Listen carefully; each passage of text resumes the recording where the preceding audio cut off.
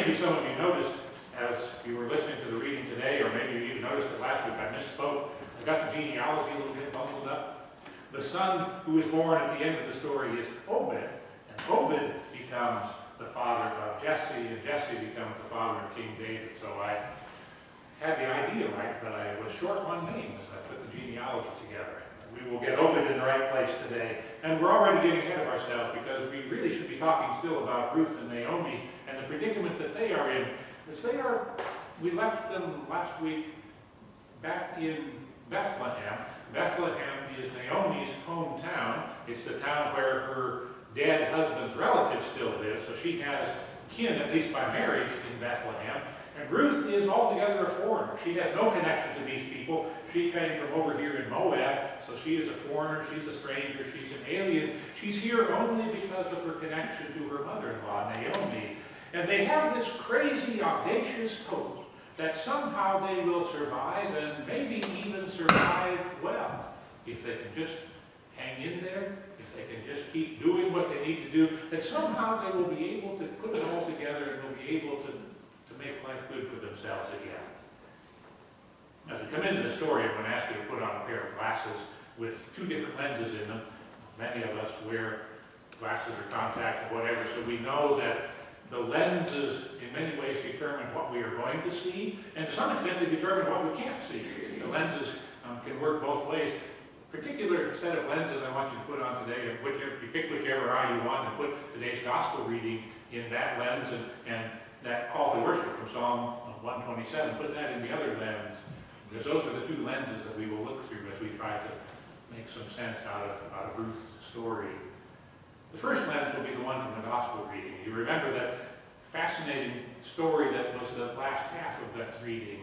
A very, very poor woman. We know she's poor because we can see it in her clothes, we can see it in her demeanor. She's very, very poor, and she walks up to the offering box. They're not going to pass the plate like we will do in a bit. When you made your offering, you walked up to the offering box and you put your offering in the box. So she walks up to the offering box and she puts her offering in the box. We can't see her face. She has shielded her face by a shawl or something. So we really don't know anything about her. We can't see her facial expressions. We don't know anything about her life. We don't know her name. We don't know anything about her except that she is very, very poor, and she walked up to the offering box and put in, Jesus said, 2 small coins, 2 pennies, 2 little copper coins, 2 little pennies worth about what a penny is worth in our culture. I don't know how Jesus knew that, but Jesus knew that she put in 2 pennies, and Jesus also knew that those 2 cents that she put in were literally the last 2 cents she had. So when she got done putting her money in the offering and she walked back to wherever she was headed, she did not have a penny to her name. Why would somebody do that? Why would somebody put their last 2 cents in the offering plate? Maybe she was desperate. Maybe she was saying, I don't have anything anyway, and this little bit is worthless, so you might as well have it too. Or maybe she was being audacious. Maybe she was almost challenging God or daring God or kind of gambling. That's the language that kind of comes to my mind as I try to sort this story out. Have you ever been in that spot? A spot where the only thing left to do is just to roll all the dice you got? You ever been in that spot where the only thing to do is to just put all the chips out there in the middle of the table to go all in? You ever been in that spot? Maybe that's the spot she is in. That woman that put the offering in the offering box. And also, that is the spot that Naomi and Ruth are in. Both of them are widowed in a culture that doesn't have any way to provide for widows. Both of them are extremely vulnerable. They are living in a place they don't want to be in, at least an emotional place they don't want to be in, a spiritual place they don't want to be in. And they're down to their last 2 cents. Even after they get to Bethlehem, they are still widowed, they are still vulnerable, they're still in a difficult and uneasy place to be in spiritually and emotionally, and they're still down to their last 2 cents and they're trying to survive. Would you do what they did in order to survive? Or if Naomi were your sister or your mother, if Ruth were your daughter, would you approve of what they did in order to survive? I'll come back to that in a bit. The other lens, the lens from that call to worship that we used this morning, that opened with the words, unless the Lord builds the house, those who build it labor in vain. Unless the Lord builds the house. What kind of house are we building in this text? Are we building carpet and concrete and walls and windows and bricks and bathrooms? Is that the kind of house we're building, or was something else? Could have been that kind of house, but I'm willing to bet that we're talking here about a household, that collection of relationships that live together under a roof somewhere along the way. Spouses and partners often together with their children, but that's not the only way households are put together. There are lots of other configurations. Probably you know some adult children who have their parents living with them so that somehow the children can help the parents get by. That's a household. Down in Florida, where we have a lot of friends, there are a lot of households like the Golden Girls on television. None of these people have enough money on their own to make it, but if they all get together and pool their resources, they can keep a roof over their head and live decently. So it's kind of that sort of thing. Or maybe siblings who don't have any other family, so they get together under the same roof and help each other survive. All sorts of households that people put together in ways that help them survive. Sometimes they are households that are collected around a shared bed, and sometimes there's none of that at all involved. Whatever kind of household we are trying to build, through choice, through circumstance, through whatever is going on that puts us together in a household, does the building go better when God is one of the builders? Does the building go better when God is one of the builders? Naomi and Ruth are clinging to each other, even still in Bethlehem, and the language there we saw last week was intentional. They are echoing storyteller's work from Genesis, where the man and the woman cling to each other and they become husband and wife, they become a family. In their own way, Ruth and Naomi are clinging to each other so that they become families together. They cling to each other and they are trying to figure out some way to survive. Down to their last 2 cents. They have to come up with something different from what they have so far to keep the roof over their head and keep some food on their table. Is God going to help them build a house that will sustain them and nurture them and help them live? Now they're in Bethlehem. This is Naomi's home territory, so Naomi knows the rules of the game, even though she's been away for, I don't know, maybe 15 years or so. She still knows how life is put together in Bethlehem, and she knows the rules of the game there. So she says to Ruth, I have a plan, Ruth, but it's the kind of plan that you're going to have to take the lead in. I'll set it up for you. I'll help you put it together. But a lot of this is going to depend on you, Ruth. I know the system. I know how to work it, but I need you to actually do the work. It all started out very, very innocently.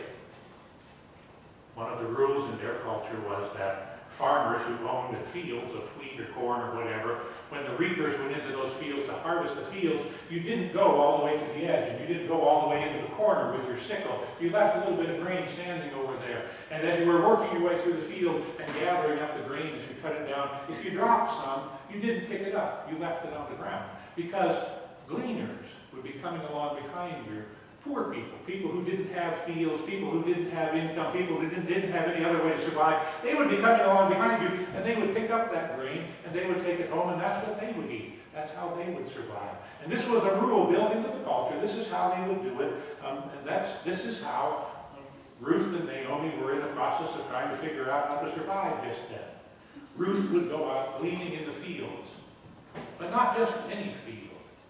Ruth would go to the field of Boaz. Boaz is a shirt-tailed relative of Naomi's dead husband. And he's also pretty successful as a farmer, so he's got good fields to go to. She would go to the fields of Boaz and do her gleaning there. But besides her gleaning, Naomi was hoping that a little bit more would happen. Maybe a little bit more. And it was kind of an audacious plan. It was kind of a crazy plan. It was a plan where you're really rolling all the dice when the time came. But desperate times, of course, require desperate measures. But sure enough, Boaz noticed Ruth. And as he noticed Ruth among the other gleaners, he took steps to protect her so that the other people wouldn't cause her violence or give her a difficult time or whatever. He noticed her and he started taking steps to protect her. And at that point, Naomi says, okay, now it's time to play this system like a fiddle. And once again, she's playing with a tune that we don't have in our culture. She's playing a tune that we don't have in our way of helping widows survive, but it was a rule in their culture, and she was following the rule right to the letter. In their culture, if a young woman was widowed and she didn't have children who were old enough to take care of her, and she didn't have other men in her own family to take care of her, it was the responsibility of some close relative of her dead husband, preferably somebody close, like a brother, but it was a rule of some male relative of her dead husband to take her to wife and to father children by her in the name of the dead brother. That was their rule. That was the way they took care of widows in their culture. That's how they worked it out. Now, Boaz is from Naomi's generation. He is, after all, a relative of her dead husband. And you sort of have to work with what you have, and he's what you have. But Naomi's not going to be having any more kids anytime soon. Probably not ever. She's done having kids. So she calls Ruth over and says, now, Ruth, go take a bath.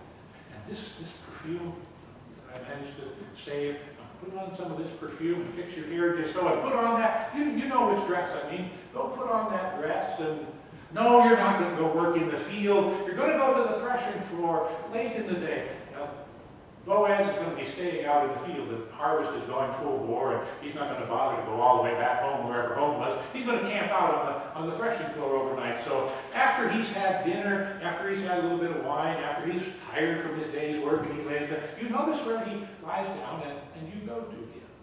And then, you're a smart girl, you can figure it out from there. And so she does. She does what Naomi has told her to do it. And Boaz, he noticed what was going on. And he understood. And so they roll the dice. They roll the dice. Talk about putting it all on the table. Talk about putting on the table even what is most sacred to you, what is most holy, what is most personal. Putting it all on the table. Does God work out God's purposes through even these desperate acts? Does God work out God's purpose even through these dangerous gambles? Does God work out God's purpose even though we are putting into it the last 2 cents we've got to put in? I don't know about always.